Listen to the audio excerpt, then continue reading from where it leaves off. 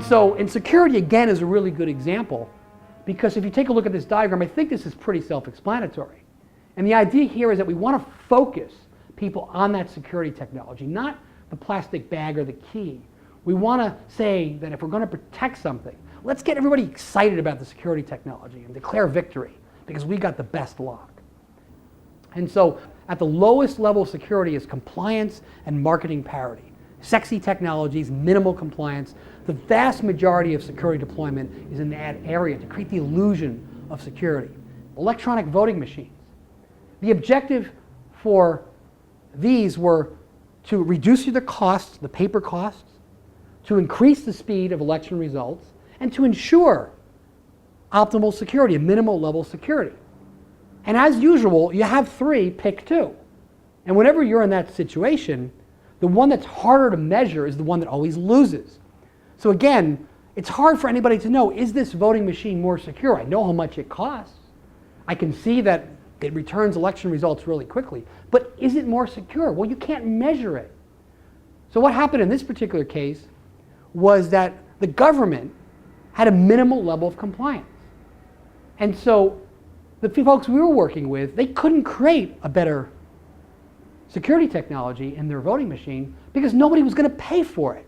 As long as it reached the minimal level of compliance, then that was okay. And what actually happened was that in the press, that several ethical hackers, they call them, came in and broke into a voting machine, and the press just went all over it, and the Secretary of State of a couple of states went in and blew it out of proportion to try to get power, which was perfectly understandable. Now it turns out the security threats that they uncovered were very, very small because it didn't scale. It was very difficult to break into 1,000 machines or 10,000 machines. You could break into one in about 3 weeks, but how long would it take you to break into 1,000 or 10,000 of them? And that's too complicated for the press.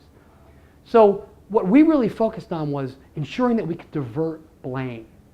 So what we did was we basically presented the option for the customers, the precincts, to pick a higher level of security and let them reject it. And now the liability falls upon them from a legal perspective. But what ended up happening was, at a market perspective, because of the activities in the press, that pretty much the whole market got shot down.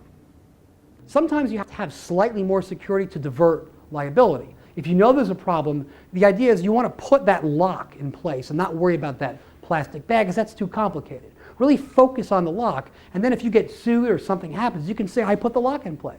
Claim you don't know about the plastic bag. Again, you want those asymmetrical returns. You want that upside, and you want to divert the liability on the downside. And then there are examples where people have actually been hacked, which have legitimate business reasons for deploying their security. An example would be whenever counterfeit products get to a point where the volume's so high you really need to do something about it.